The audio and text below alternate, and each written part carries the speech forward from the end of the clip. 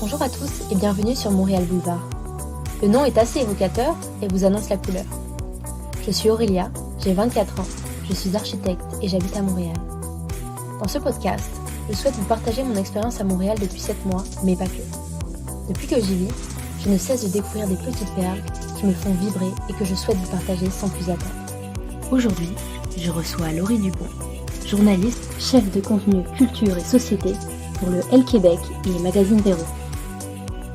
Avec Laurie, on a parlé de son parcours pour en arriver là, de son amour pour le podcast qui l'a poussé à créer le sien qui s'appelle À présent, du manque d'inclusivité dans les médias et bien d'autres choses.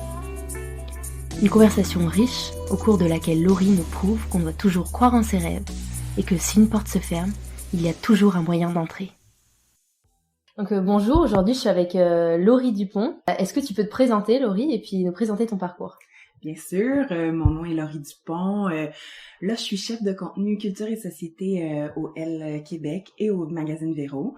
Puis, où tu m'as connue, c'est grâce au podcast À présent du Elle Québec. Donc, un parcours quand même façonné d'embûches. Je dirais, je suis une petite fille de Drummondville qui connaissait personne dans ce milieu-là, qui a quand même trimé très dur pour se rendre j'ai commencé secrétaire de rédaction, j'ai commencé à porter des cafés, puis à éditer l'horoscope, puis à vouloir tellement. Puis c'est ça fait ce qui ne me rajeunit pas, mais ça fait 14 ans, je crois, que je suis dans le milieu, mais commencé vraiment au bas de l'échelle, là. Vraiment comme un petit bébé qui sortait de l'école, de l'université, et d'ailleurs, fait à noter, j'ai été refusée en journalisme à l'université, donc ça donne la foi à tout le monde. On peut y arriver quand même si l'université veut pas de nous. Donc je suis très contente de ce parcours-là. Ok. Et puis, t'as pas commencé chez Elle Québec, t'as commencé ailleurs? Ça s'appelait Moi et compagnie. C'était un magazine avec Patricia Paquin à l'époque qui était l'égérie. Ça a été une super belle école. J'étais à Québécois, donc chez TVA. Super belle école à apprendre vraiment de métier de A à Z, là. C'est un métier que je pense que même si t'as étudié en journalisme, puis on s'entend, là, j'ai commencé à écrire des petites brèves beauté, après faire des petites entrevues mode 3 questions à X personnes, mais je savais que c'est ça qui m'intéressait le plus. Mais quand t'as un job dans un magazine, peu importe ce qu'ils t'offrent de faire, t'es très très content parce que au Québec là fait quand même mince, donc je me comptais très très privilégiée d'être entrée dans un magazine. Puis par la suite, magazine Véro que j'adore encore, auquel je participe pendant 4 ans. Puis lorsque Sophie Benford a racheté le Elle Québec et le Elle Canada, elle m'a dit « Qu'est-ce que tu aimerais faire? » Puis là, j'ai dit « Mais mon Dieu, est-ce que je préfère la culture pour les deux? » Puis elle m'a dit « Laisse-moi voir si c'est possible. » Puis le lendemain, elle me disait « Go, si tu te sens capable, go. » Puis là, tout récemment, c'est ça, on a lancé les balados aussi. C'est très, très excitant. J'ai un petit passé de moi qui aurait voulu faire de la radio, je crois. Qui est un petit truc inassouvi. Puis là, ça le comble quand même. Fait que je suis super contente de ça. Puis en plus, les podcasts, je crois que c'est ça, comme ça qu'on appelle les podcasts natifs qui sont pas du direct à la radio. Exact. Et c'est vraiment, c'est vraiment tendance en ce moment. Il y en a plein de plus en plus. C'est une belle manière de s'exprimer. Puis les gens, comme ça leur permet d'écouter ça dans le métro, à n'importe quelle heure. Donc, Mais c'est ce que je fais. C'est ce que je faisais en fait depuis... j'ai été quand même tard à m'y mettre, là, mais maintenant ça fait peut-être 1 an et demi que j'écoutais de plus en plus de balados, de podcasts, puis là je me suis dit ok, je crois que le Québec, faudrait qu'on embraye, là, faudrait qu'on en ait un nous aussi. On a jasé avec l'équipe, puis finalement on en est venu à cette option-là qui est vraiment le fun, mais t'as plus d'expérience que moi, en fait. Donc, au niveau des balados, t'en as fait, je pense, plus que moi à date. Ouais, peut-être. Après, je pense qu'on a commencé, t'as commencé en octobre, peut-être? Quelque chose comme ça. Ouais, moi, j'ai commencé en septembre. Tu vois.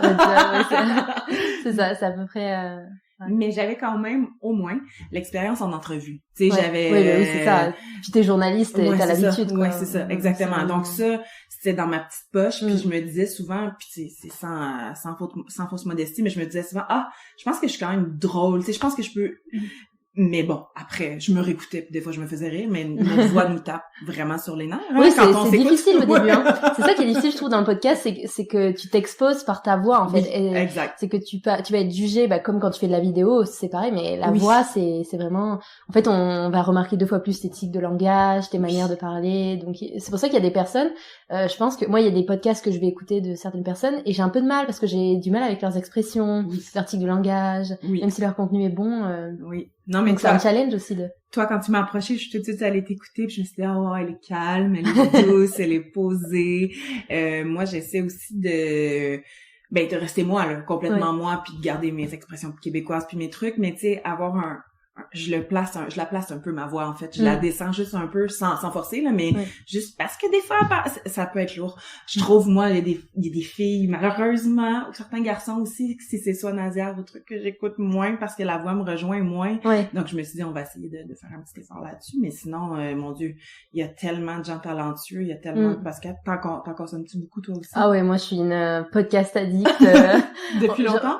Moi, c'est un peu comme toi, ça fait peut-être 1 an et demi. En fait, j'écoutais beaucoup la radio, les radios françaises, de type Radio France, France Inter surtout, je sais pas si tu connais. Un peu, mon ex est français.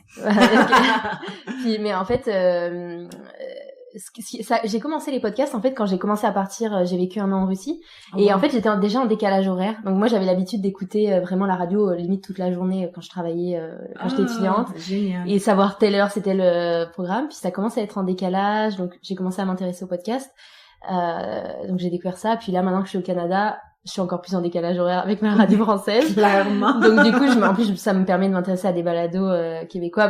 T'as été un des premiers balados québécois que j'ai écouté. Et ouais, c'est ça. Et ça me permet aussi de connaître les personnalités québécoises, parce que c'est pas forcément facile de clairement. Non, c'est sûr, pour toi, c'est un tout nouveau monde, là. Voilà, c'est ça. De toutes les personnalités québécoises. Ouais. Mais ça m'intrigue vraiment de savoir qu'est-ce qui fait que tu choisis telle ou telle personne. C'est selon, je vois beaucoup qu'il y a des trucs, c'est vegan, des trucs, c'est vraiment selon tes convictions. En fait, c'est que au début, c'était pour, j'avais vraiment comme but de mettre en valeur les personnes qui participent, déjà qui mettent le Québec en valeur, qui parlent du Québec contemporain, d'aujourd'hui et de demain. Et c'était à travers au début le prisme de la consommation plus responsable, etc. Puis après, je me suis dit que je pouvais l'élargir à des personnes qui étaient dans les médias, parce que ça aussi, ça participe à l'image du Québec d'aujourd'hui et de demain. Oui. Et puis, et en fait, j'avoue que c'est vraiment au fur et à mesure des découvertes, quoi, parce que tu commences à rencontrer quelqu'un, la première personne va te parler d'une autre personne, tu regardes, puis tu trouves ça cool, et puis moi, j'ai découvert ton podcast et je trouvais ça super intéressant. Et je me suis dit, même si tu connaissais pas les gens que j'interviewais? Ah oui, en fait, par exemple, Rose-Aimée Morin, je la connais parce que je regarde Sans filtre. Sans filtre, ouais, exact. Je la trouve vraiment cool, son émission. Puis là aussi, ça me permet de comprendre la culture québécoise un peu. Et puis, au fur et à mesure, je découvre des personnes. Mais ta curiosité. Louni aussi. Louni, je la suis. Mais c'est comme ça, en fait, que j'ai vu Louni, je fais, je la suis et tout. Ouais. Je trouve ça intéressant. Puis au fur et à mesure, il y a plusieurs personnes, que je connais. C'est génial. Mais c'est le fun que t'aies cette curiosité-là de vouloir, aller vers la culture québécoise, là. Je trouve ça vraiment cool.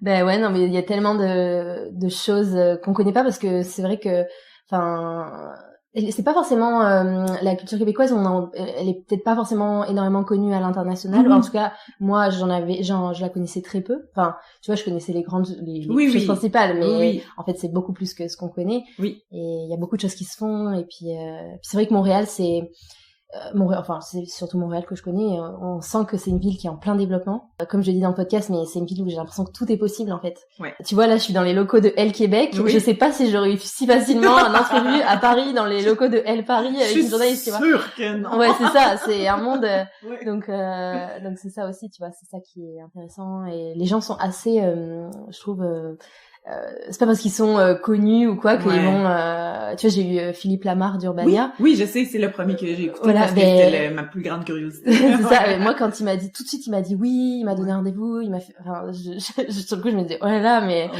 ça m'a mis la pression, tu vois, parce que voilà. Mais oui, parce que tu débutais, mais ça veut dire que il y a beaucoup de gens qui ont confiance aux jeunes, puis à laisser la place. Puis moi, c'est vraiment entre guillemets une de mes passions. Je veux vraiment qu'on fasse la place à la jeunesse, tu sais, parce que on s'entend là, je suis pas si vieille, mais j'aime ça m'entourer de personnes plus jeunes, j'aime ça connaître ce qui écoute, parce que je fais la culture là, puis tu sais, parfois on peut rester sur nos bands, nos groupes qu'on écoutait, puis pas à développer une curiosité. J'essaie toujours de rester le plus curieuse possible, là, même si c'est quand même large, là. Cinéma, théâtre, art visuel, musée, ça... L'été, tu dois être complètement surbooké parce que c'est là qu'il y a le plus de choses. C'est hallucinant le nombre de choses qu'il y a à Montréal. Mais j'ai accepté, puis ça, je pense que c'est à partir de ce moment-là que j'ai pu bien travailler, j'ai accepté que je serais jamais excellente dans quelque chose. Je vais très bien réussir tous mes domaines, mais c'est pas vrai que je vais connaître tout parce que j'ai des amis qui ne sont que journalistes musique. Donc, leur vie, c'est d'écouter de la musique à journée longue. Ouais. Moi, je pense que c'est ma plus grande force. Ben, les vedettes québécoises, connaître le végétariat québécois, mais aussi la musique. Oui, parce que j'ai vu que tu avais écrit beaucoup d'articles sur la musique sur le L Québec. Oui. Quand on regarde tes articles, c'est vraiment... Ouais, c'est vraiment puis sans gêne, c'est ma plus grande force. Donc, parce que le web, c'est vraiment un ajout, là, tu sais, Cynthia, avec qui je collabore, qui est extraordinaire, qui est la chargée du web, elle me dit, dès que vous avez le temps, tu sais, fournissez-moi en peu importe, mais tu sais, moi, c'est sûr que tout de suite, c'est la musique qui me vient en tête, c'est vraiment ma plus grande passion. Cela dit, là, tout ce qui est entrevue, j'en consomme, tu sais, en podcast, là, j'en consomme tellement. Je trouve qu'on apprend notre métier en écoutant d'autres gens. Puis, ce qui est le plus dur, c'est ça, réécouter. Tu te réécoutes pour faire ton... Ouais. Moi, comment tu trouves ça? Ben là, je me suis habituée, ça y est, maintenant. Ouais, ça va. Ouais. Je me suis vraiment... je sais pas, il y a plein de fois où je me dis, oh là là, j'aurais pu pas dire ça, ouais. Non, mais maintenant, je me suis habituée. Au début, c'était dur. Je me disais, non, mais je vais jamais publier ça. Ouais. Je savais de toute façon que j'allais m'exposer au jugement. T'as toujours des gens qui vont trouver ça pas bien ou pas intéressant. Mais bon, c'est comme tous les contenus, je pense, hein. Tout à fait. Puis comment tu réussis à faire grossir ta communauté? En fait, la plupart des personnes que j'interviewe, c'est quand même des personnes qui ont déjà une communauté aussi. Tout à fait. Et elles partagent, voilà, c'est ça. Donc du coup, c'est beaucoup par ça. Oui. Et puis je partage beaucoup sur des groupes Facebook. Génial. C'est ça aussi. Et quoi d'autre? Bah, j'en parle autour de moi. Je pense que c'est beaucoup du bouche à oreille. Sinon, c'est tellement du bouche à oreille parce que pour vrai, nous, même si on a une marque derrière nous, je suis pas une animatrice connue. Tu sais, je veux dire, mais les vedettes québécoises commencent à savoir je suis qui parce que je les ai interviewées. Pour la grande majorité, au moins une fois, mais pour Caroline ou Julie dans leur maison, ils me connaissent pas. Là. Ils ont peut-être lu mon nom dans le magazine, mais tu sais, c'est tout. Parce qu'on dirait trop que vous connaissez super bien avec les invités à chaque fois. Ben, c'est la façon québécoise de parler. Je pense que les gens sont hyper naturels, hyper... Je te ferai pas de cachette. J'ai quand même été au début avec des gens que je connaissais un peu. C'est pas des amis personnels, mais je suis quand même allée avec des gens avec qui je savais que la conversation allait couler plus naturellement. Bientôt, je vais peut-être vouloir me challenger puis prendre des gens que je connais pas du tout ou peut-être même qui ont des opinions un peu différentes de moi, juste pour aller creuser ça. Mais pour le partir, je me disais, si je vais avec des gens que j'apprécie puis je sais qu'ils m'apprécient quand même aussi, je pense que ça va être plus facile pour démarrer parce que c'est ça, là. On a démarré ça de zéro, on fait pas de publicité, c'est du bouche à oreille, c'est des gens connus qui partagent ou pas parce que je leur demande pas avant je leur demande pas avant de le faire. Parfois après je leur fais un petit clin d'œil en leur demandant s'ils veulent, mais s'ils veulent pas c'est vraiment leur droit aussi. Là, déjà qu'ils viennent participer, moi je me sens super privilégiée. Oui, c'est ça. Mais tu sais que je pense à quelque chose, moi j'ai découvert le podcast donc à présent sur une application, je sais pas si tu connais, ça s'appelle Castbox. C'est mon application de podcast en fait où il y a tout dessus et ils font des mises en avant de certains podcasts régulièrement et je crois que celui-là était en avant. Donc c'est comme ça que j'ai connu. Mon Dieu, ben merci cette application parce que c'est quand même complexe parce que tu sais c'est ça, c'est complètement édito, on n'a pas de pub, on n'a pas rien, donc on met pas de petits $20 sur Facebook pour que ça soit promu. On espère que c'est le bouche à oreille qui va faire le travail. Puis en même temps je suis une fille super compétitive, fait qu'au début, je voulais donc là, que ça rejoigne des gros auditoires. Puis après, je me suis dit non, c'est vraiment une personne à la fois. Je sais pas si tu connais la chanteuse Marie-Mé. Non. OK, bon, mais Marie-Mé, c'est une chanteuse qui a fait Star Academy.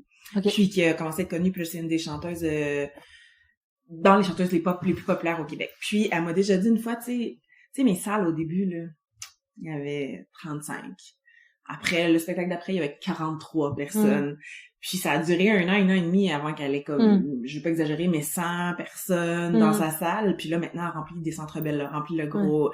Donc, je me dis ça aussi, tu sais, je pense pas qu'on va avoir des auditoires de fous, mais je me dis c'est vraiment une personne à la fois qu'on va chercher les gens. Puis il faut d'abord s'amuser dans ce qu'on fait. Moi, c'est ça que je me dis en fait. Moi déjà, genre, tu sais, t'apprends juste rencontrer la personne, t'apprends énormément. Après, si ça peut servir à d'autres personnes, c'est encore mieux. Mais c'est aussi d'abord. Enfin, je pense, je le vois comme ça. Oui, mais tu vois, avec les 2 personnes que t'as nommées, avec Louni et avec Rosemée, on a pesé sur stop. Puis je me suis dit, wow, je viens d'avoir presque une psychologie, une séance de psy en direct, là. J'ai vraiment eu la sensation que cette conversation-là m'avait amené ailleurs. Ouais. Puis après, c'est le plus beau cadeau quand certaines femmes, il y a des hommes, là, mais quand certaines femmes me réécrivent, me disent, le podcast avec Louni, j'ai vu mon corps différemment, j'ai osé faire un selfie, j'ai osé blablabla. Je me dis, tu sais, suffit de semer comme une petite graine dans la tête de quelqu'un des fois pour que, c'est ça. Mais oui, mais j'ai vraiment du plaisir, là. J'ai vraiment, vraiment du plaisir. Puis c'est ça, on a décidé de se limiter à une demi-heure, mais à chaque fois que je finis, non, je veux continuer. Mais on a essayé de se limiter pour se dire que ça soit comme un déplacement, tu sais, que ça soit dans le métro ou blablabla. Mais ça pourrait être plus long, là, ça, tu sais, je suis tellement curieuse. On se lasserait pas d'écouter. Ouais, non, c'est ça, je suis tellement curieuse que j'essaie mais puis j'essaie de centrer sur un sujet avec la personne. Oui, c'est ça. C'est un sujet qu'elle choisit, c'est puis qu'elle... on parle parfois, mettons Rosemée, c'est elle qui a choisi. Parfois, je parle avec la vedette puis j'ai dit, mais tu m'avais déjà parlé de ça en entrevue. Est-ce que tu voudrais qu'on approfondisse X, Y? J'essaie que ça soit des sujets un petit peu crunchy, des trucs un peu, qu'on a peut-être un peu moins entendus. C'est comme qu'une actrice populaire au Québec vienne nous parler de sexualité, c'est quand même particulier. J'étais très contente. C'était le 3e, Mélissa Desormeaux-Poulain, exactement. Mais c'est quelqu'un qui a jamais vraiment parlé de ça là, à la télé, donc ou à la radio, peu importe. Donc ça, c'est le fun. Je pense qu'en tant qu'intervieweur, ce qu'on aime, c'est entendre quelque chose pour la première fois. C'est quand on réussit à faire dire quelque chose à quelqu'un pour la première fois. Moi, à chaque fois, ça... Je le sais, là, quand je fais une entrevue puis je vais écrire un papier, je me dis, oh my god, ok, je l'ai. J'ai le truc. Que j'avais jamais entendu. Qu'on appelle ça je sais plus comment on appelle ça, ce truc, l'exclusivité, quoi. Ouais, exact. Je sais que j'ai un petit truc parce que je consomme énormément d'entrevues.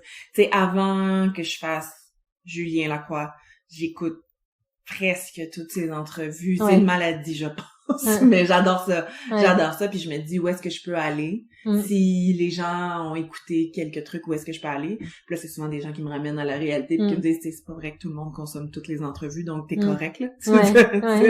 Mais c'est très passionnant. C'est très passionnant. Puis ça te permet de changer le paradigme parce qu'avant, on s'entend quand je fais une entrevue puis je sais que je vais la taper, que je vais l'écrire.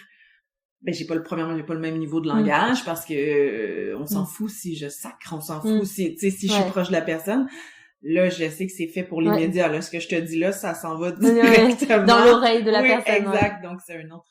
Quand j'écris, j'ai le temps de relire, de reformuler. Des fois, les acteurs vont me dire, hey, mon Dieu, ma phrase était pas claire. Je dis, c'est mon travail. Je vais la remettre claire ta phrase, mais là c'est maintenant. Là, on n'a pas d'autre chance. Puis je trouve ça cool. Oui, c'est ça aussi. C'est je pense que c'est ça que les gens ils veulent aussi. C'est du naturel, quoi. Ils veulent pas quelque chose qui est photoshopé. Enfin entre guillemets, tu vois. Oui, tout à fait. Ils ont envie d'écouter une conversation comme la table à côté. Ouais. Mon Dieu, la table à côté, c'est tellement cool. Mais non, mais c'est vrai.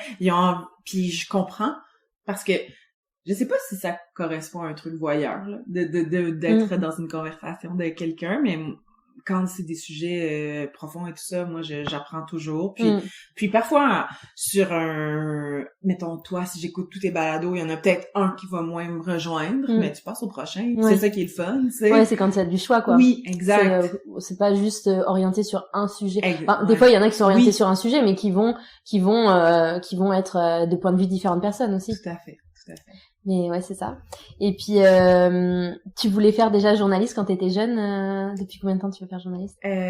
Dans mon journal de finissant en secondaire 5, donc à 16 ans, il était écrit journaliste. Dans ma tête, cela dit, c'était plus Laurie Dupont, Afghanistan, Radio-Canada. Je pensais que j'allais partir à l'international puis que j'allais faire des trucs... je rêvais vraiment là de journalisme grandiose avec des topos, des trucs. Puis là, ma mère elle me disait, tu feras jamais ça. Oui, maman, tu avais raison. Finalement, j'ai pas fait ça. Mais je le sentais. Je le sentais déjà. Puis tu sais, impliquée à la radio, impliquée au journal étudiant déjà dans mon adolescence, université, cégep, même chose, université, même chose. Mais après, se trouver un vrai boulot comme journaliste quand t'as pas parce que j'ai pas de papier, là. On s'entend, on dit que je suis journaliste, mais j'ai pas le papier de journaliste. Mais bon, après, ça fait un petit bout Je pense que t'as déjà prouvé que t'étais journaliste. Ouais, c'est ça, exactement. Mais quand même, ça a été comme un espèce de coup dur, ça, d'être refusé. Tu sais, quand tout réussit relativement bien. Tu sais, l'école, c'est facile, blablabla. Puis là, t'arrives à l'université, puis tu dis, ben, c'est ça. Il en prennent juste 60, mais, tu sais. J'étais un peu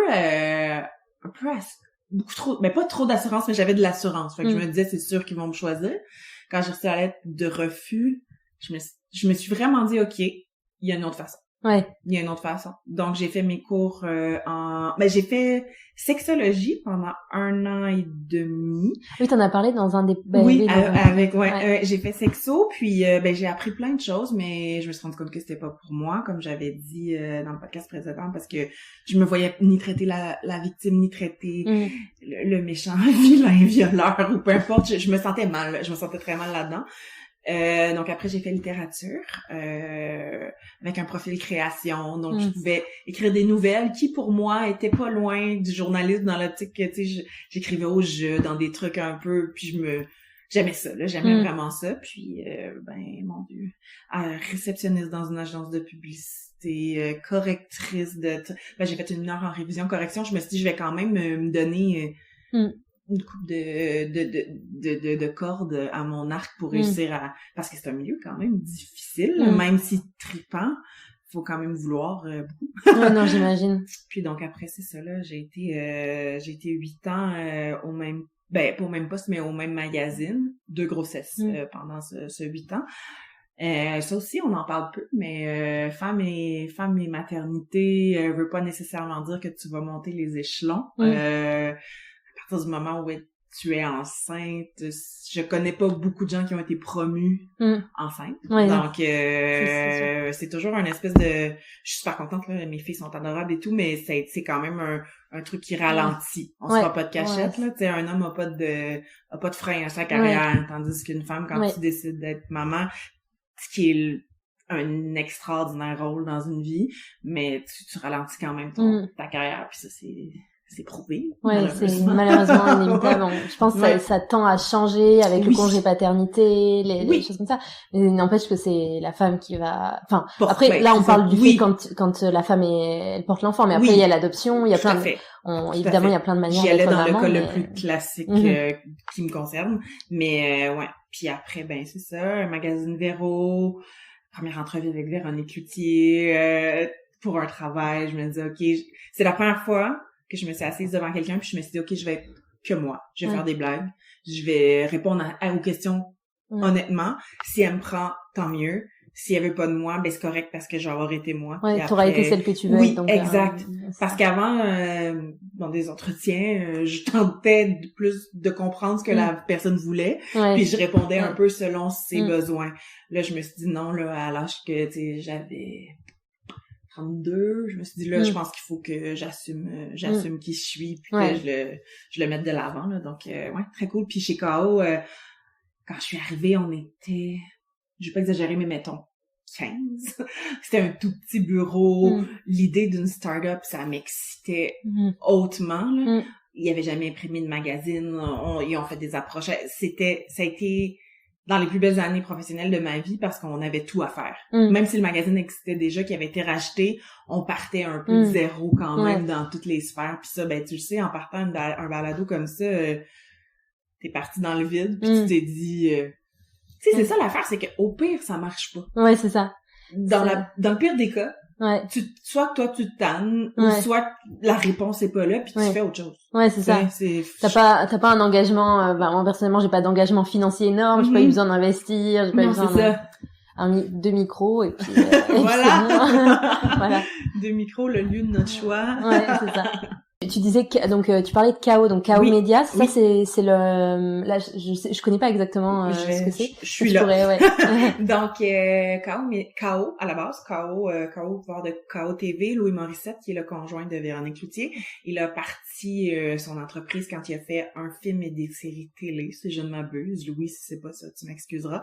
Puis par la suite, ils ont parti des branches, donc KO Film, KO. Puis après, KO Média, là, il y a même la fondation Véro et Louis pour... donc, on a vraiment beaucoup de divisions. Ça, c'est super trippant. Donc, nous, KO Média, on a le Elle Québec, le magazine Véro, K pour Catherine. On a aussi KO Édition qui fait les livres. Donc, c'est là qu'on a fait le livre de Louni. C'est là qu'on...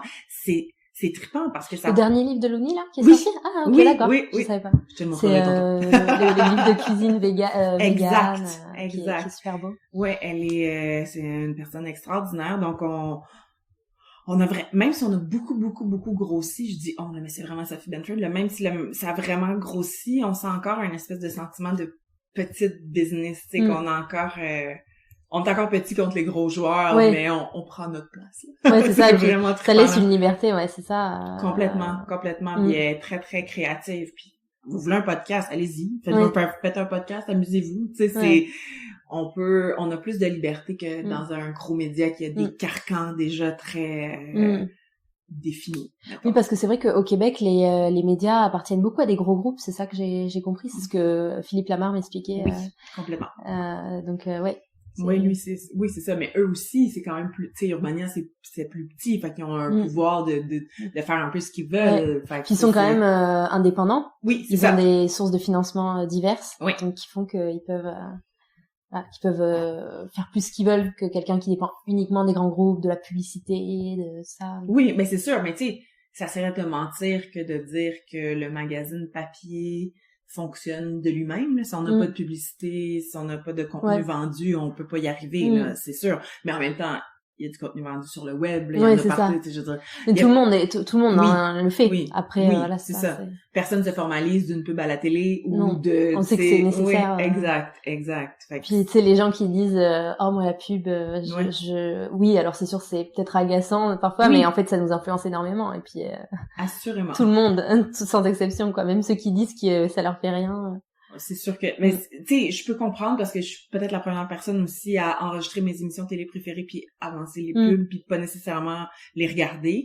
Mais je sais à quel point c'est important. Puis il y a des pubs qui sont très bien faites aussi. Oui, il y a des pubs, c'est des films, des courts-métrages, tu vois. Exact. Des fois, j'ai bien regardé ça. Oui, ben oui, Pour mais ça, quoi. surtout dans le milieu, mettons, de la beauté, que je pense c'est un milieu où j'ai œuvré précédemment. Les pubs de parfum, là, c'est vraiment des courts-métrages, là. C'est littéralement des courts-métrages. C'est magnifique, avec des personnalités connues, comme si c'était justement un film. Moi, j'adore ça, mais c'est sûr que toutes les publicités, c'est comme n'importe quoi. C'est comme dans n'importe quel milieu. C'est pas tous les magazines qui sont bons, c'est pas tous les podcasts qui sont bons. Ou peut-être pas qui sont bons, mais peut-être juste pas pour nous. Ouais, c'est ça. On a chacun de son intérêt. C'est bien qu'il y en ait pour tout le monde aussi, quoi. Exact. Ben oui, c'est très important. Et pour en revenir, en fait, oui, ce dont je vais parler aussi, c'est que donc déjà tu m'as dit qu'il y avait Elle Québec et Elle Canada. Ça, je savais pas qu'il y avait Elle Canada aussi. C'est un magazine différent. Enfin, je veux dire, vous êtes séparés, vous travaillez pas ensemble? Oui, on travaille ensemble, mais c'est sûr que mettons pour la culture canadienne puis la culture québécoise a rien à voir. A vraiment rien à voir. Mais parfois, les reportages, on les fait traduire. Si j'écris un reportage sur Greta Thunberg, puis la fille aux États-Unis, elle me demande en grande ligne ce que j'ai pensé aux États-Unis, au Canada. Oui, c'est ça que je suis fatiguée. Au Canada, elle me demande puis elle fait traduire et inversement des reportages que je trouve intéressants de son côté. Mais oui, on travaille relativement indépendamment. Et là, je sais pas quand le podcast va sortir, mais on va avoir la semaine prochaine. La semaine prochaine. Bon, la semaine prochaine, on va avoir une pareille. Donc, et pour le Elle Canada et pour le Elle Québec, c'est la même personne. Donc, ça, c'est super cool. Puis, je trouve ça très le fun que ça soit une boss du Québec qui est le Elle Canada. Je trouve ça particulièrement le fun. Donc oui, ça appartient à à KO Média. Donc à Sophie Bentford, c'est Sophie qui a acheté les deux. Je pourrais pas dire les termes de l'achat, je sais pas si les deux devaient venir ensemble, mais bref, elle a acheté les deux. Donc c'est vraiment trippant là. avoir une mentor comme ça, c'est vraiment une femme, tu sais, les femmes de magazine, on les imagine toutes un peu comme Devil Wears Prada, là, vraiment comme folle hystérique à crier, c'est pas du tout ça. Ouais, Elle a, ben c'est sûr qu'elle a de l'énergie, c'est sûr qu'elle a du torque, puis c'est sûr que pour être rendue là, faut qu'elle soit une femme forte, là, ça j'en cache pas, mais on peut toujours cogner à son bureau, on peut toujours aller demander X, Y, Z, elle prend le temps pour ses employés, puis vraiment je travaillerai pas ailleurs maintenant, tu sais, dans le moment là, je suis bien dans mes choses, puis tu sais, je sais que souvent les gens ils se disent après, je sais plus c'est quoi là, c'est 3 ou 7, en tout cas il y a un chiffre là que les gens changent souvent les gens changent d'emploi. Moi ça va faire ça fait 5 ans que je suis chez KO puis aucune intention de bouger pour l'instant parce qu'on a l'opportunité de grandir. Ce qui est pas toujours le cas dans les entreprises. Non, c'est sûr. Donc, ouais, on a l'opportunité de grandir, puis quand un employeur croit en toi, ça, tout est possible. Après, comme tu disais tantôt, là, tout est possible. Ouais. On est très, très chanceux. Et justement, par rapport, donc elle, il me semble que c'est français à la base. Oui. Elle, ouais, c'est ça. Lagardère. Ouais, c'est ça. Ouais. Et en France, c'est vraiment, tu vois, le magazine qui donne les tendances. C'est vraiment, tu vois, principalement, t'as des représentations très, on va dire, classiques, un peu, tu vois, c'est très peu inclusif en fait. Ouais. Le Elle Québec. Puis voilà, c'est vraiment des images photoshopées, enfin, tu vois. Ouais. Voilà. Ben, tu sais, oui. Comme le dernier Elle France, si je ne m'abuse, c'était comment rajeunir. Ouais, puis, c'est ça. Tu sais, nous, on fait moins ça ici. Est-ce que ça demeure un magazine de tendance? Je crois que oui. Annie Hort, qui est la directrice de contenu, est incroyable. C'est vraiment une femme, elle a travaillé avec Céline Dion. Elle est incroyable. Elle a vraiment une vision. De fou. À chaque fois, je suis impressionnée des shows qu'elle fait, de ce à quoi elle pense. Tu sais, elle est en avant. Je sais pas comment expliquer, mais elle pense vraiment, elle pense vraiment à les coups avant, là. Tu sais, elle leur fait le branding de Canuck, des manteaux très chauds, d'hiver. Je dirais pas que c'était rendu ancien, mais c'était une marque qui était plus ancienne puis là, c'est redevenu très, très cool, là. Tu sais, elle a le don de remettre vraiment de remettre les trucs cool.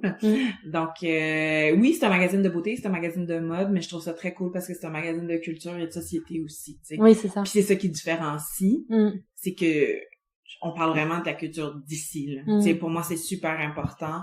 Ça s'appelle le Elle Québec, donc pour moi, c'est très, très important de... Mais comment je peux expliquer ça? Tu sais, si je parle de... Qui je peux dire? Si je parle de Madonna, ben pas Madonna, là, j'aime pas vraiment, mais si je parle de Beyoncé, ou si je parle d'une chanteuse québécoise dans le magazine, Beyoncé n'a pas besoin là, de moi que je parle de son nouvel album. Tu sais, tout le monde va appuyer sur Spotify au moment où ça va sortir.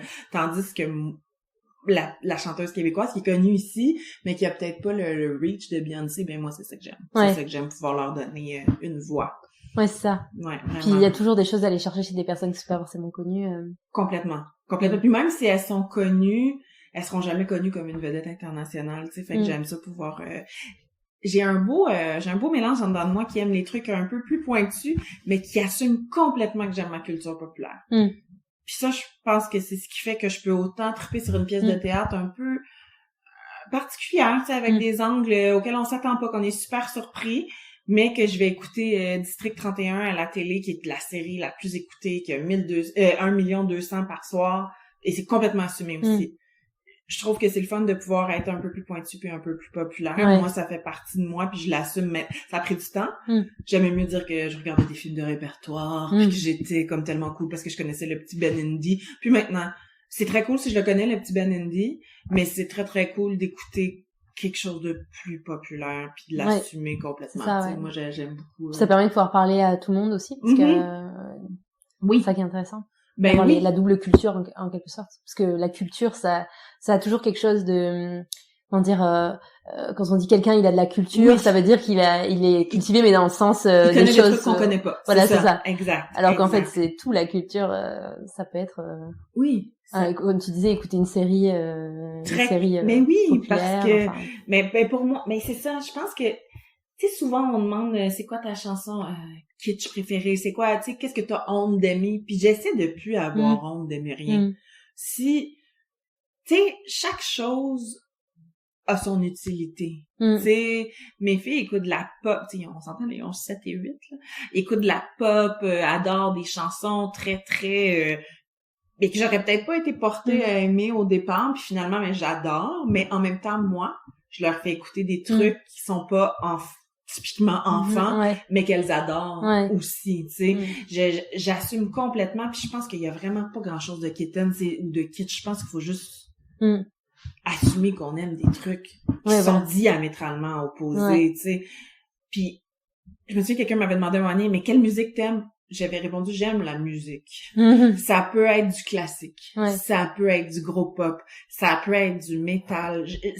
J'aime la musique. Si c'est une bonne musique qui te parle avec des bons rythmes. Exact. C'est ça. Je m'arrête plus à un nom. Je m'arrête plus à une notoriété parce que parfois on peut être déçu aussi, là. Tu sais, mettons, je prends Coldplay. Le Coldplay, c'est plus le Coldplay de il y a 15 ans, là. Tu sais, moi, le Coldplay que j'ai aimé, je comprends qu'il y a des gens qui l'aiment maintenant. Mais moi, ça a plus rien à voir avec ce que moi j'aimais de précédemment. Puis c'est pas parce qu'ils sont populaires. C'est parce qu'ils ont changé, puis ça me ressemble plus. Mais ça leur enlève rien. Puis quelqu'un qui aime Coldplay maintenant, je vais pas dire « Arc, t'as pas de goût ». Je vais juste « Parfait ». On l'écoutera pas ensemble, mais c'est parfait. C'est complètement parfait. Puis je me mettrai pas à bouder mes anciens albums. Parce que ce que j'aime plus maintenant ce qu'ils font. Je vais continuer à écouter leurs anciens albums sans aucun... c'est ça. C'est ça. Il y a pas non plus de date de péremption dans les choses. Non, c'est ça. Puis c'est drôle parce que quand tu m'as approché, puis j'ai dit oui rapidement. Puis après, je me suis dit pourquoi j'ai dit oui? Donc, qu'est-ce que j'ai à dire? Tu sais, c'est particulier là de faire l'inverse, là. Mais comme je t'avais dit, on va essayer de faire plus une conversation qu'une entrevue à proprement dit parce que j'avais l'impression que j'allais te poser des questions. Ça allait être comme naturel. Non, mais c'est... Mais ouais, je me suis dit... Encore là, je me suis dit, sois toi. Tu sais, assume qui tu es avec tes contradictions, avec ce que t'aimes, c'est un beau défi pour moi. C'est une autre psychologie, là, qu'on fait. Un autre rendez-vous de psy. Moi, c'est ce que j'aime, c'est dans tes podcasts, ta manière de parler et tout. Donc, c'est exactement ça ce que je recherche. Donc, c'est parfait. Oh, parfait. Génial. Et, oui. Et en fait, ce que je voulais, dire, c'est que par rapport, quand on voit tes podcasts, quand on voit la dernière couverture du Elle Québec, donc qui date de février 2020, qui est intitulée Ensemble c'est tout, avec une photo de Catherine Lévesque et Karel Tremblay, donc qui sont toutes les deux humoristes et comédiennes, actrices. Voilà. Et en fait, c'est un couple de lesbiennes. Et du coup, ça montre un petit peu la ligne éditoriale aussi pour Elle Québec pour cette année, pour les années à venir, de l'inclusivité en fait, parce que c'est aussi ça montrer. C'est à ça que je voulais venir aussi tout à l'heure. C'est que, et dans ton podcast aussi, on voit que t'abordes des sujets qui sont pas forcément glamour au départ à parler, que ce soit Louni qui parle du fait de pas être, de fait d'être un petit peu ronde, de l'assumer, d'argent, en tant que femme, de parler d'argent, de plein de choses comme ça. On sent que le Elle Québec est quand même, je pense qu'il a pas forcément cette pression que peut-être le Elle Québec, que le Elle France a de cette vision parisienne, hyper, il faut être super mince, super businesswoman, machin. Et là, on sent qu'il y a une vision différente. Est-ce que tu peux nous en parler un petit peu de cette vision? C'est sûr que, tu sais, je vais être très, très honnête d'abord, là, je suis pas le Elle Québec, tu sais, je vais parler pour ma propre vision parce que j'ai des boss extraordinaires. Je pense que le Elle France, c'est Paris, là. C'est Paris, il y a quelque chose. Tu sais, tu vas ailleurs en France, c'est pas du tout ça, c'est pas du tout le Elle France. Donc, moi, j'adore le feuilleté, je trouve qu'il y a des trucs qui sont super bien faits, des femmes brillantes, les femmes qui font la culture, je les trouve extraordinaires. Cela dit, est-ce que ça me rejoint à 100%? Non, parce que c'est pas ma culture. Est-ce que je suis curieuse parce que c'est une autre culture que la mienne? Bien sûr. Mais est-ce qu'il y a des contradictions entre ce que nous on pense et ce que elle pense? Assurément. Puis je pense que c'est ça qui est le fun aussi, tu sais. L'inclusion complètement. Avoir voulu mettre un couple lesbienne en front, c'est vraiment... en fait, c'est de pas le nommer. Tu sais, sont ensemble. Moi, je voulais faire un couple... tu sais, je pense que peut-être que d'autres médias, peut-être même en France, auraient, tu sais, presque titré premier couple, faire nous c'est pas ça. Oui, après on nous a posé la question et oui, au Québec, c'est probablement le premier couple gay à avoir fait une page couverture. Mais on est rendu là, Seigneur. Tu sais, même moi, je comprends le remous, je comprends tout ce qui s'est passé parce que selon moi, c'est une des plus belles pages couvertures. Je trouve que Annie est allée chercher une essence magnifique. Je trouve que, tu sais, on sait même pas à quelle décennie cette photo appartient nécessairement. Cela dit, comment ça a pas été fait avant? Tu sais, moi, c'est mon questionnement, tu sais, parce que mon quotidien, je suis entourée de diversité, quelle qu'elle soit. Tu sais, tu le vois, je suis devant toi, je suis pas la fille la plus mince, je suis pas... Mais ça, pour, mettons, ma boss, ça change absolument rien. Faut savoir ce qu'on... Tu sais, puis Joanie Pietracoupa, qui est la rédactrice en chef, elle dit elle-même, elle est ronde, elle est en couple avec une fille. Tu sais, il y a quelque chose de très, très inclusif. Mais qui devrait être normal au final, parce que l'inclusivité, on est obligé de la nommer, et c'est ça qui est triste. C'est qu'en fait, on devrait voir ça partout et tous considérer que c'est normal. Complètement. Mais je pense, mais il y a un travail, tu sais, ça serait mentir que de dire qu'il y a pas un travail à faire, parce que j'ai malheureusement été regarder les réseaux sociaux qui repartageaient la une. Je le dirai pas ici, mais il y a des choses horribles qui ont été dites. Que c'était du gaspillage, que ça se pouvait pas, que Catherine était avec un homme avant, comment ça qu'elle était rendue avec une femme, pis tu sais, les gens étaient comme affectés, fait que je me suis dit, ok, c'était nécessaire. Finalement, c'était vraiment nécessaire. Puis, oui, je le sais que moi, je veux vraiment qu'un jour, je prône l'indifférence, en fait, qu'à un moment donné, les gens parviennent dans l'indifférence de peu importe. Mais je crois que, malheureusement, on a tous en dedans nous des jugements qui nous ont été comme endoctrinés ou peu importe, ou juste... c'est ça. On est trop habitués à voir des choses... C'est ça. Toi, ce qui va te choquer ou qui va te déranger sera pas la même chose que moi, mais intérieurement, on a toute eu une enfance, la façon qu'on a été élevé, qui nous confronte à X, Y, Z, tu sais. Donc, pour moi, avoir cette page couverture-là avec 2 filles, c'est d'une banalité, mais il y aurait d'autres choses qui me confronteraient sûrement, tu sais. Mais je pense que, tu sais, là, on veut aller beaucoup plus aussi, on va essayer d'intégrer la diversité corporelle.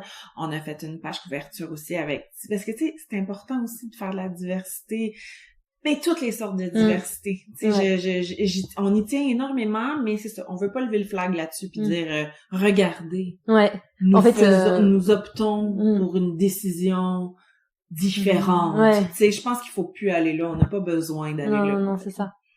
En fait, en plus, je pense que le Québec a vraiment un rôle à jouer, et c'est pour ça que je posais la question sociétale. Enfin, il influence, comme je disais, les tendances.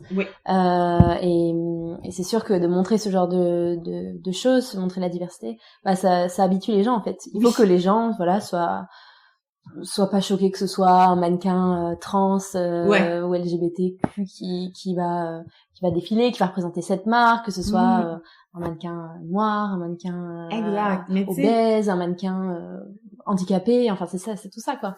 Mais tu sais, on part quand même de loin. Tu sais, moi maintenant ma grand-mère qui est décédée il y a un petit bout, mais je me souviens que dans son village, c'était blanc. Là, il y avait personne. Puis un jour, elle avait rencontré un médecin qui était noir. Puis elle lui avait dit, t'es pas vraiment un noir parce que t'es médecin. Tu sais, on part de loin. Moi, c'est des phrases que j'ai entendues quand j'étais petite, là. Que j'ai quand j'ai déménagé à Montréal très tôt, là, je devais avoir 17-18 ans, que j'ai complètement changé. Mais veux pas, c'est des phrases que moi, j'ai entendues quand j'étais petite. Faut se défaire de plein de choses dans lesquelles on a été élevés. Tu sais, je suis sûre que toi aussi, là, il y a des trucs, tu sais, que ce soit sur de la grossophobie, que ce soit sur du racisme un peu, tu sais, c'est ça, là, subtil, là, qui est pas si évident que ça, que ce soit sur l'argent, peu importe, là, tout le monde a son petit tabou à l'intérieur, tout le monde a ses petits jugements, mais je tends vraiment à m'éloigner de tout ça puis à être dans l'acceptation, puis quand quelque chose me dérange, me demander pourquoi. Si quelque chose vient me déranger, et c'est de trouver d'où ça vient. Oui, d'où ça vient. Ça, je suis vraiment là-dedans. Parce que puis c'est vraiment le fun parce qu'il y a vraiment de moins en moins de trucs. À part, tu sais, l'injustice puis tous les trucs, tu sais, vraiment du côté bad, là. Tu sais, toutes les choses pas correctes. Mais sinon, mon Dieu, que l'inclusion me fait du bien. Et puis, je pense aussi, c'est par rapport au jugement. Moi aussi, je fais un gros travail sur le jugement, me dire, mais il fait ce qu'il veut. Enfin, tu vois, il y a quelques temps, on va dire, il y a quelques années, peut-être 1 ou 2 ans, je jugeais beaucoup plus en disant, oh là là, il a fait ça. Oui. Et maintenant, j'essaye de me dire, mais non, enfin, il fait ce qu'il veut, quoi. Ouais. Oui, ou elle. Et c'est aussi un travail à faire, quoi. Oui, vraiment. Tu sais, moi, ça a été un travail longtemps pour les influenceurs, parce que, tu sais, comme je te dis, je mets encore des guillemets, mais je me qualifie journaliste, puis au début, les influenceurs, ça m'a donc choquée, parce que je me disais, mais mon Dieu, qu'est-ce qui... Puis finalement, ça cohabite très bien. Ouais. Puis comme les journalistes, il y a des très, très bons influenceurs, puis il y en a des très mauvais, et ça fait partie du truc, puis tu sais, s'ouvrir, là, sérieusement, ça fait un bien fou. S'enlever tous ces petits stigmas puis tous ces petits problèmes, ça fait vraiment du bien. Puis travailler dans un milieu culturel, c'est sûr que ça me fait rencontrer plein de gens. Ben oui, c'est ça. Hein. Avec, tu sais, puis je veux pas dire que si tu travailles dans un bureau d'avocat, tu rencontreras pas toutes ces personnes-là, mais tu sais, on s'entend, c'est quand même plus décloisonné. Oui, la culture, il y a beaucoup plus cette ouverture, je pense. Ouais. Peut-être des fois un peu hypocrite sur certains points, je pense. Comme quoi, mettons? Non, mais des fois tu vois, je sais que dans le domaine de la mode, par exemple, en tout cas de ce que je connais à Paris, t'as ce côté, il y a de la diversité dans le sens que il y a des gens qui viennent d'un peu partout, souvent des gens qui ont voyagé, etc. Mais tu sais, on sent un peu d'hypocrisie, peut-être de jugement, tu vois. Oui, mais il y a cette ouverture, mais en même temps il y a du jugement. Enfin, c'est un peu de ce que je connais, de ce que j'ai vu, mais je connais pas tout. Mais mais tu connais quand même peut-être plus que moi, là, tu sais, la réalité parisienne et tout. C'est sûr que c'est pas le même. C'est pour ça que j'aime bien Montréal, c'est parce qu'on sent que il y a plus de choses possibles. Enfin, c'est plus possible, le côté un petit peu mais c'est plus petit réalisé, déjà. Ouais, c'est ça. Ouais. Tu sais, ça laisse plus de chance là de se rendre à des trucs. Puis oui, c'est vrai que c'est plus américain, tu vois, comme vision. Je comprends. Tu vois, plus. Je comprends. Moi, je me vois un doux mélange entre les deux. Tu sais, pour moi, là, mettons, oui, c'est plus américain, mais moi, c'est la vieille chanson française. Tu sais, moi, je pense vraiment qu'on est un beau mélange mais c'est vrai, je suis d'accord, Tu sais, on aime tu sais, bah, pour moi, on aime vraiment comme la France, on aime y aller, je me sens, tu sais, je m'y sens bien. Je m'y sens vraiment bien. Probablement même mieux qu'aux États-Unis, en fait. Mais tout dépend on s'entend, les États-Unis, c'est tellement grand. Mais, non, c'est ça, je m'égare. Mais, c'est fait pour ça. C'est fait pour ça. Prochaine question. Oui, et du coup, c'est quoi être chef de contenu, culture et création, pour un magazine comme LKEC et, Véro Magazine. C'est beaucoup de choses. C'est ça qui est le fun, c'est que il y a jamais une journée qui est pareille. Donc, on part du début qui est nos meetings de création où on se rencontre puis on se dit qu'est-ce qu'on veut avoir dans le magazine. Mettons, on fait un thématique, un magazine vert ou un magazine justement sur l'inclusivité ou sur l'amour ou peu importe. Puis après, comment on peut le décliner. Donc, dans chaque section, on trouve nos idées. Il y a une partie des trucs que j'écris, beaucoup moins qu'avant, parce qu'à chapeauter 2 magazines, je me rends compte que c'était plus très humain de signer beaucoup de textes. J'enseigne encore un peu, mais beaucoup moins qu'avant. Puis après, c'est beaucoup de commandes aux journalistes. Beaucoup de journalistes aussi qui m'arrivent avec des sujets. Ils me disent, il me semble que ça pourrait être cool dans le L. Donc, moi, après, je prends le sujet et en anglais, je les pitch. Donc, j'essaie de vendre l'idée. Puis, on commande. Il y a de la recherche, tu sais, il y a de la recherche photo, il y a de la recherche, des fois, c'est quand je reviens, moi, le soir en autobus, c'est de prendre mon téléphone puis d'essayer de trouver, c'est ça, c'est d'essayer, le L, notre but, c'est d'essayer de trouver des angles, parce que c'est pas vrai là, qu'on invente des sujets, là, mais d'essayer de trouver des angles à des sujets qui ont peut-être été un petit peu moins traités. Donc, mais on s'entend là, c'est pas toujours si évident, mais on essaie de créer. Donc à part ça, beaucoup au bureau, un peu en shooting photo, un peu avec les cheveux gras sur la tête à écrire à la maison. C'est un beau mélange de tout ça. C'est probablement moins glam que ce que les gens pensent. Comme là, tu vois, je suis en hoodie avec un jeans puis des dad shoes. C'est pas le truc super guindé que toutes les filles sont habillées en Chanel puis c'est pas ça là. C'est vraiment pas le look and feel de ce qu'on fait ici, mais on est très très bien. Puis mais c'est rencontrer des gens, aller voir des films. Depuis que j'ai des enfants, je sors quand même beaucoup moins. Ouais. Mais tu sais, je pourrais aller voir une pièce de théâtre à chaque soir, Ouais. mettons, là. Comment ça se passe? T'as des Ouais. invitations? Exact. Ouais. Exact. Donc, pour la majorité des trucs, ouais, mais pas tout, là, mettons les spectacles internationaux puis tout ça, je suis pas invitée, mais que ce soit pour, mettons, les festivals ou pour des pièces de théâtre ou pour des... peu importe, là, d'autres shows de musique, ouais, j'ai reçu des invitations. Ça, c'est très, très, très le fun parce que ça permet d'apprécier, mais tu sais, c'est sûr que...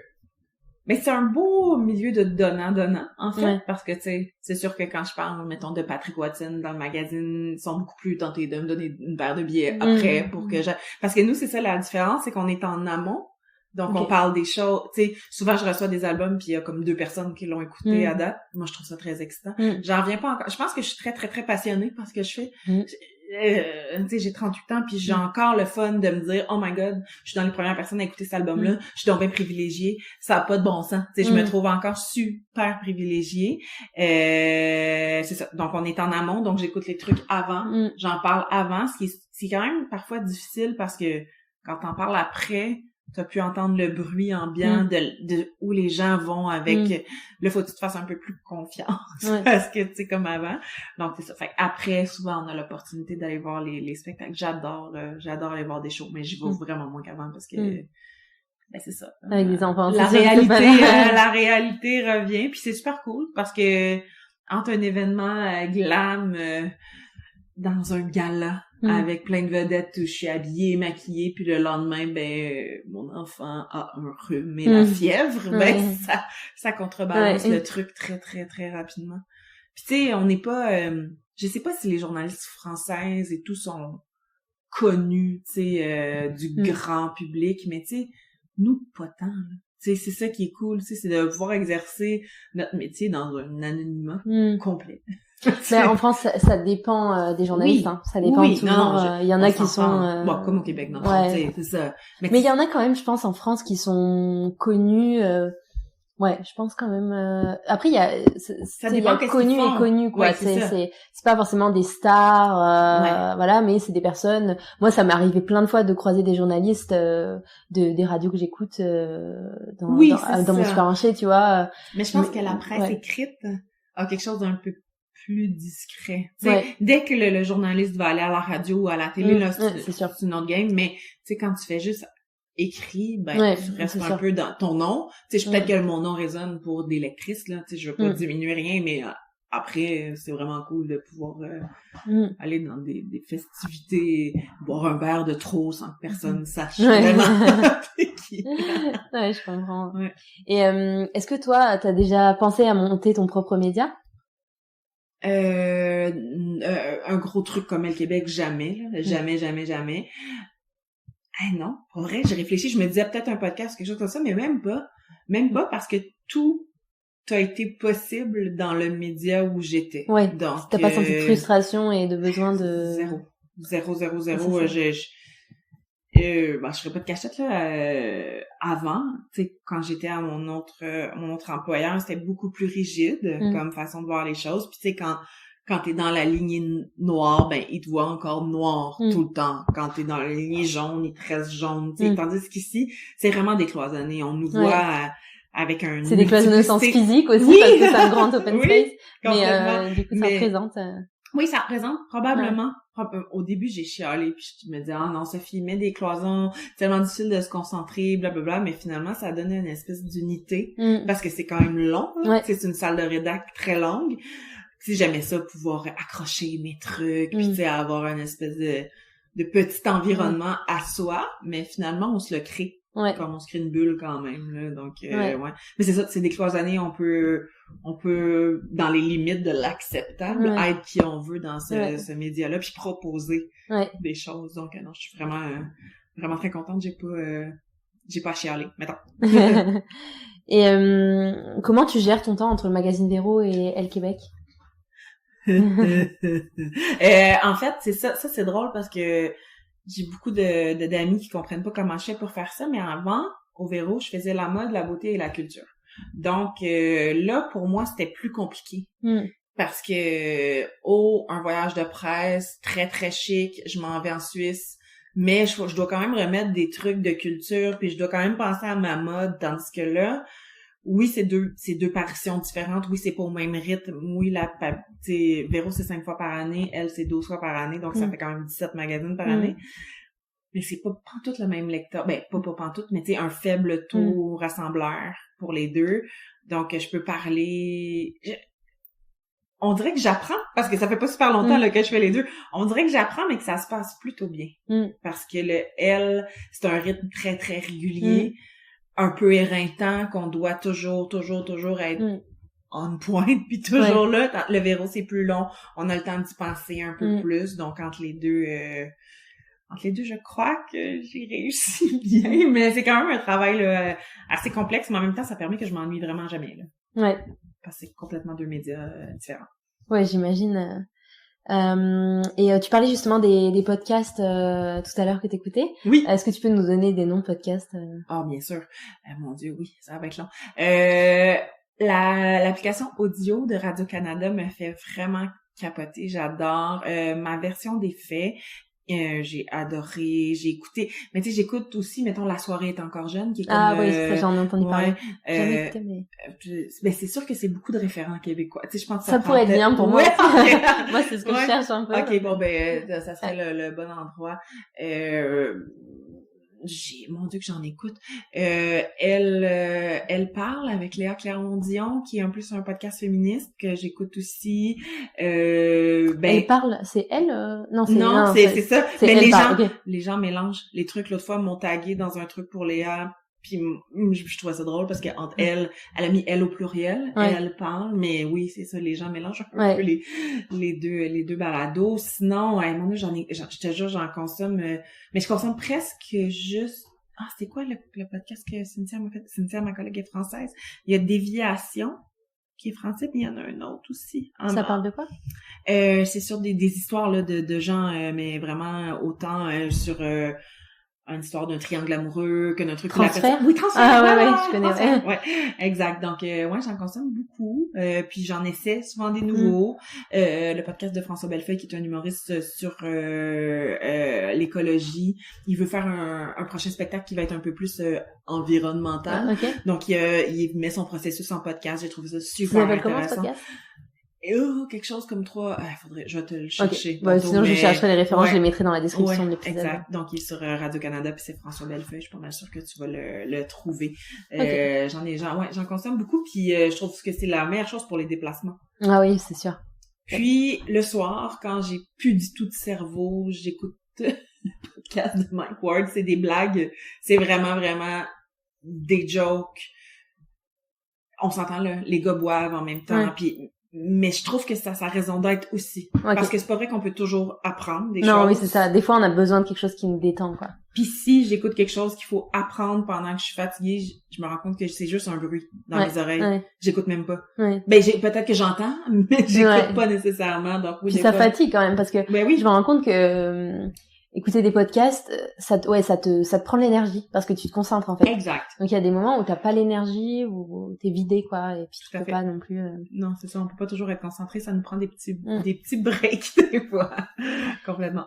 Et je pense qu'au Québec, il y a moins de podcasts. Bon, en même temps, c'est normal, il y a aussi moins d'habitants au Québec qu'en France, par exemple. Mais je trouve que c'est vraiment en train de se développer, là. J'ai l'impression, limite... Enfin, moi, ça va faire un an que je suis au Québec, là. Et j'ai vu que ça se développe de plus en plus. Il y a plein d'humoristes qui ont leur podcast, là. C'est fou. Okay. Vraiment, vraiment, vraiment, là. Plein, là. Mais beaucoup. L'offre est incroyable, puis je pense que c'était ça ma crainte quand on s'est lancé. Je me disais, mais on va être un au milieu de milliers, tu sais. Mais oui, après, c'est comme, tu sais, ça, c'est de faire son nom à une personne à la fois, là. C'est vraiment ça, puis je le fais avec Jeanne Desrochers, qui est mon aide technique. On a une petite console, là, puis elle m'aide. Puis souvent, on brainstorm, on trouve des personnes, on se dit qu'est-ce qui pourrait être le fun. C'est vraiment un petit truc à côté du L, qu'on respecte,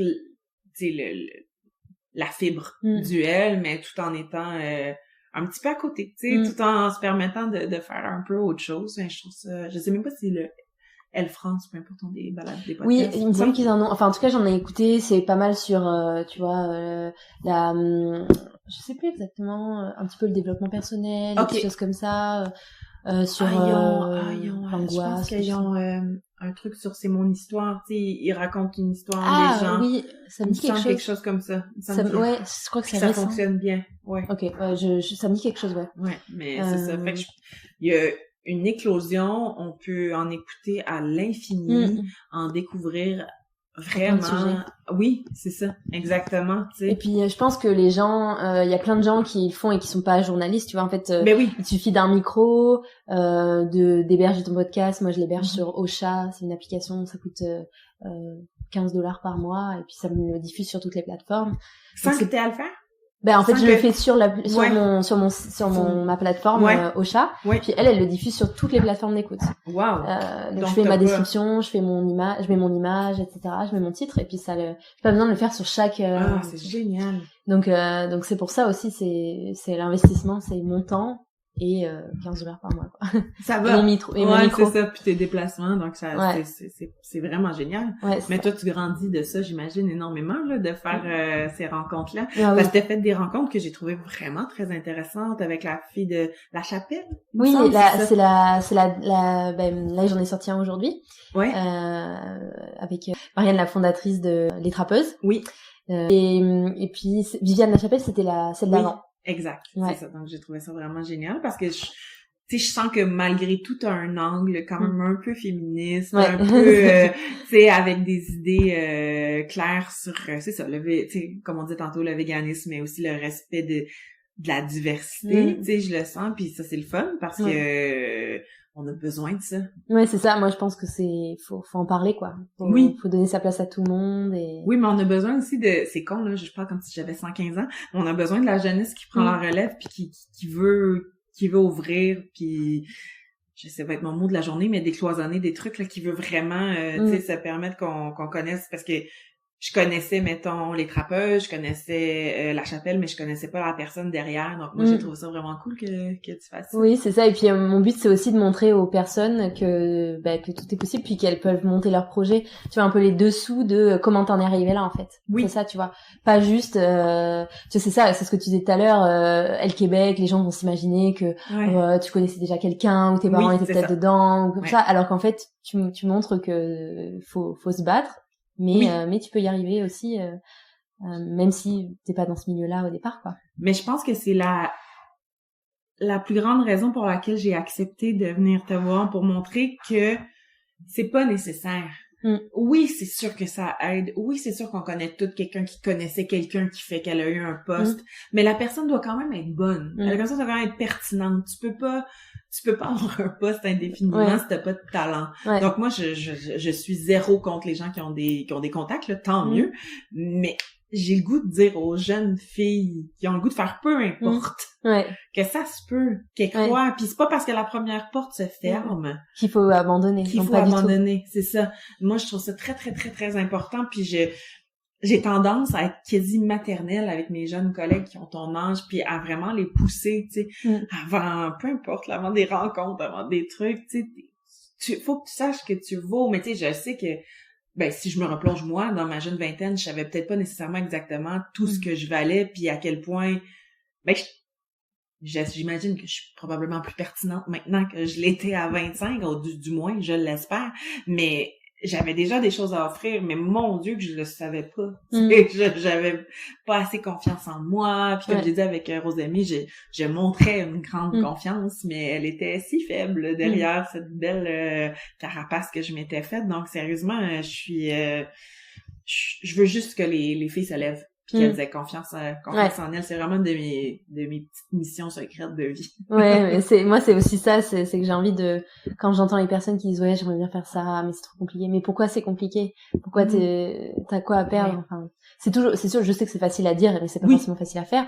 Mais le but, c'est toujours et puis je crois vraiment à la force de la persuasion, de la visualisation. C'est-à-dire quand tu te visualises quelque part, j'ai l'impression que ça va encore plus marcher, tu vois. Moi, c'est pour ça que je me visualise le soir, souvent où j'ai envie d'arriver, puis plus ça avance et plus ça va vers ça, donc ouais, mais je pense que ça peut marcher. Ben oui, puis ça fait pas longtemps que t'es arrivé puis tu réussis déjà, tu sais, à faire quelque chose qui est pas ton domaine d'études non plus, tu sais, c'est ça qui est le fun, mais je te confirme que t'as une excellente écoute et que t'es très préparée, ce qui est vraiment très très cool. Non, mais c'est vrai, c'est pas... Ben merci beaucoup. C'est pas tous les jours comme ça, donc bravo, c'est vraiment très cool, puis moi ça me permet de faire l'inverse, mais mon Dieu que j'aimerais mieux te poser des questions qu'en recevoir, mais en même temps, comme je te dis, c'est une belle thérapie.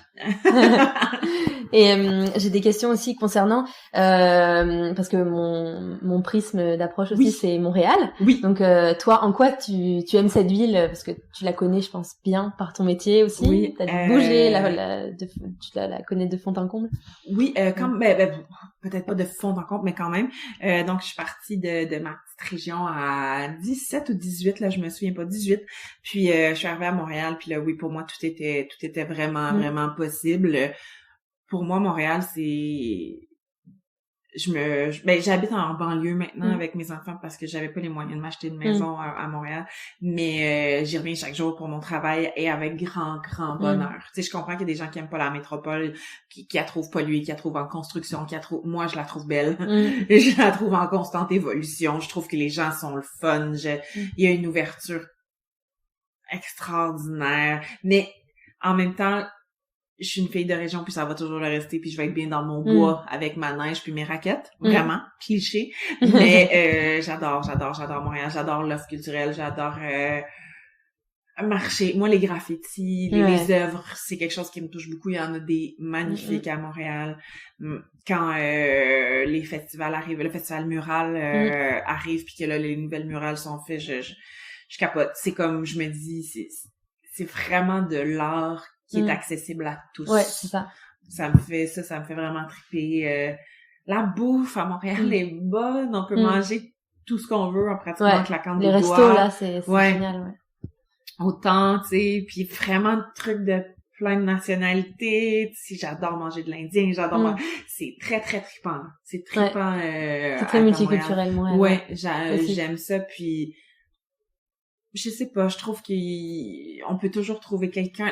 L'entraide est quand même... C'est sûr que dans le métro à 8h le matin, il y a peut-être pas beaucoup d'entraide, mais tu sais, moi, je parle aux itinérants, j'ai une relation... Parce que j'ai une amie qui m'a dit un jour, tu sais, quand tu les évites, c'est violent. Tu sais, c'est violent. Toi, t'as peur, mais pour eux, ça leur fait d'autant... Un sourire, ça coûte absolument rien. Puis j'ai remarqué qu'en le faisant, leur approche est complètement différente avec moi. Fait que, ouais, non, comme tu peux voir, j'adore Montréal. Et tu le vois comment dans 5 ou 10 ans, Montréal? Quand tu la vois comment? Moins de construction dans le rêve. Plus dans l'idéal, moins de travaux, mais ça... Dans l'aboutissement du truc, peut-être un peu plus... J'aimerais ça peut-être encore plus ouverte, encore plus... tu sais, qu'il y ait moins... Tu sais, pendant longtemps, les gens qui arrivaient de régions, qui étaient gays, allaient habiter dans le quartier gay parce que c'était un safe space où les gens... Là, j'ai des amis qui habitent partout dans Montréal parce qu'il y a plus besoin de se cacher ou whatever. Tu sais, il y a quelque chose de très précieux dans ça, donc je la veux encore plus ouverte avec plein d'immigration, avec des gens de partout qui arrivent. Pour moi, c'est super important. Tu sais... on fait souvent la blague que le plateau est rendu complètement français, qu'il y a que des Français, mais moi, j'adore. Je trouve ça le fun qu'ils se soient approprié un petit coin, puis tu sais, la petite Italie, j'adore aussi. Tu sais, je la vois où dans 10 ans? Je l'espère. J'espère comme elle est, comme je te dis, mais je suis encore, tu sais, comme tu disais, l'été, les festivals et tout. J'espère juste qu'elle change pas trop, en fait. Qu'elle reste aussi belle, mais plus fini. Et est-ce qu'il y a une personne ou des personnes qui t'inspirent au quotidien? Oh mon Dieu, elle va être tannée que je le dise. Je fais un peu ce métier-là parce que France Baudouin, qui est une animatrice connue au Québec, qui anime entre autres En direct de l'univers, une émission musicale, je la trouve extraordinaire, mais tu sais, c'est vraiment quelqu'un qui écoute. En entrevue, elle va écouter, puis elle va attendre, elle va laisser des silences. C'est vraiment quelqu'un qui m'inspire, peut-être pas au quotidien, là, mais dans mon travail. C'est vraiment quelqu'un qui m'inspire énormément, puis on avait déjà eu des conversations, puis elle a commencé à être productrice parce que là, je pense qu'elle a proche de 50. Puis elle disait, tu sais, si jamais pour X, Y raison, elle avait pas se faire de botox, elle avait pas se faire d'intervention, on me veut plus à l'avant, mais je vais être capable, moi, d'auto-subvenir puis d'être à l'arrière. Puis moi, je trouve ça très, très, très inspirant. J'ai rien contre le botox, cela dit, là, les gens font actuellement ce qu'ils veulent, mais je trouvais ça cool qu'une femme se prépare, soit intelligente, et ouais, je l'aime, mais je pense que c'est la 3e fois que je le dis, je suis pas mal sûre qu'elle va être vraiment très tannée.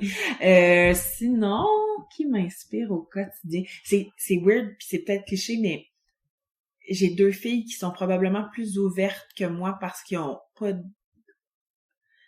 je sais pas comment expliquer, tu sais, oui, je les ai éduqués dans une ouverture et tout ça, mais mes enfants m'apprennent énormément de choses dans leur réaction très spontanée puis très naturelle et gentille. Je trouve ça le fun d'avoir des enfants pour ça, parce que, ouais, c'est très, très inspirant d'avoir des enfants qui t'amènent des espèces de petites philosophies de vie des fois auxquelles tu t'attends pas, puis tu t'arrêtes, tu fais, ah oui, c'est peut-être juste ça. Hein? Peut-être qu'aujourd'hui, il faudrait juste avoir du plaisir puis réaliser un truc, puis je pense que avoir une maman aussi qui se réalise beaucoup et un papa très, très, très, très, très présent, je pense que j'espère leur insuffler le goût de faire ce qu'elles ont envie dans la vie. Puis là, je leur dis déjà, là, tu sais, que vous soyez coiffeuse, que vous soyez éboueur, que vous soyez astronaute. Maman va être là. Je veux vraiment qu'elle soit ce qu'elle veut. Puis ça, c'est très, très, très important pour moi. Et enfin, est-ce que tu aurais je sais pas, une œuvre, un spectacle, quelque chose qui t'a marqué récemment et que tu conseillerais à nos auditeurs? Ça peut être n'importe quoi. Ouais, ça peut être n'importe quoi. Oh, ça, c'est dur. Je dirais... Je vais en dire 3 rapidement. Okay? Le dernier album de Marie-Pierre Arthur, qui est extraordinaire, vraiment extraordinaire. C'est une chanteuse dans la quarantaine qui a fait un album hyper abouti, vraiment très le fun. Patrick Watson, c'est un de mes artistes chouchous là. J'adore ce qu'il fait. En spectacle, ça vaut la peine. Si vous avez la chance de le voir dans une petite salle, plus la salle est petite, plus que vous allez vivre une expérience extraordinaire. C'est le fun dans un MTLUS, c'est le fun dans une grosse salle, mais je vous jure que si vous avez la chance qu'il va dans votre coin, dans une petite salle, sautez sur cette expérience-là. Sinon, là, j'aurais bien dit la pièce Les filles et les garçons, mais elle est complète jusqu'à la fin. C'est vraiment une super pièce, mais il y a... L'offre est extraordinaire, puis on sera encore ici à minuit, puis je t'en donnerai encore. Là, il y a vraiment beaucoup de choses, mais tu vois ce que je t'ai dit tantôt, je t'ai nommé 2 trucs musicaux. C'est ça montre ton intérêt oui, vers clairement. ça. Et enfin, une dernière question, quels sont tes projets pour 2020 quelque chose, un challenge ou je sais pas, quelque chose que t'aimerais améliorer ou que t'aimerais tu vois, il y a quelque temps, je t'aurais dit le balado, tu sais, je t'aurais juste dit espérer qu'on arrive à une reconnaissance, puis finalement, je me rends compte que mes projets, c'est simplement de continuer à être vraiment, vraiment bien dans ce que je fais et en mot hyper galvaudé, mais authentique dans ce que je remets, tu sais, dans mes papiers, dans tout ça, de rester le plus près de la marque, mais aussi de qui je suis dans ce qu'on offre.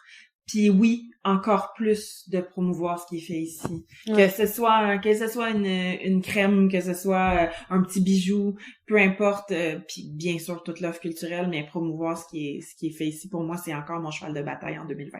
OK. Bah écoute, est-ce que tu as d'autres questions pour moi ou hey, j'aurais des millions de questions pour toi, mais j'ai envie quand même de te demander en terminant qu'est-ce qui t'a attiré pour venir au Québec? C'est difficile comme question parce que c'est venu assez, je sais pas, naturellement. Pour vrai? En fait, parce que j'ai ma meilleure amie qui habite ici depuis quelques années, Voilà. peut-être 5 ans. Puis du coup, j'avais un œil sur le Québec un peu de loin. Et puis j'étais venue la voir en voyage, ça m'avait pas mal plu. Et puis je savais qu'après mon diplôme, parce que je sais pas si tu sais, mais je suis architecte. Voilà, oui, j'ai fait mes études. Après mon diplôme à Paris, du coup, j'avais envie j'ai vécu 1 an à Moscou en échange. Puis j'avais envie de repartir après travailler quelque part et je sais pas, ça s'est fait comme ça, je l'avais en tête, j'entendais beaucoup parler et puis j'étais attirée, j'étais attirée par le Québec, Est-ce par Montréal. Est-ce que t'es conquise? Oui, vraiment. Il y a des choses, voilà, comme partout, hein, t'as des choses qui t'agacent ou que t'aimerais changer, et puis on compare, obligatoirement on compare, hein, Mais c'est sûr. Même si on le veut pas, on le fait. C'est sûr. Mais globalement, ouais, je me sens vraiment bien ici. Puis je sais pas, en termes culturels, puis tu vois, je fais un podcast et puis je rencontre plein de gens, c'est beaucoup plus, c'est super facile de rencontrer. Enfin, évidemment, il y a des gens qui me disent non, mais je rencontre pas tellement de difficultés à rencontrer les personnes que je veux. Puis je trouve que en plus dans le monde, dans le système de travail, ici, il y a beaucoup plus de place à la vie personnelle. À Paris, en tout cas dans mon milieu, c'est vraiment, tu travailles beaucoup, tu comptes pas tes heures, tu finis tard. Tu vois, ici, je finis à 16h30, 17h, max, vraiment maximum, donc ça me laisse le temps pour faire ce que je veux. Wow. Donc ouais, c'est vraiment, ouais, je me sens bien ici, quoi. Mais je te remercie vraiment de m'avoir invitée. J'ai bien du plaisir à jaser avec toi. Ouais, écoute, moi aussi, merci beaucoup de m'avoir reçue, c'était super intéressant. À bientôt. Merci à Laurie pour m'avoir donné de son temps pour engager cette belle et riche conversation. Vous pourrez retrouver Laurie sur Instagram @LaurieDuc, sur son podcast À présent, dont je mets le lien en description, et à travers le contenu de Elle Québec et de Magazine Véro. Quant au podcast, vous pouvez me retrouver sur Instagram, Montréal Boulevard, sur Facebook, mais aussi sur toutes les plateformes d'écoute. Si le podcast vous plaît, n'hésitez pas à laisser un petit commentaire sur votre plateforme d'écoute préférée et un 5 étoiles sur Apple Podcast. À bientôt sur Montréal Boulevard.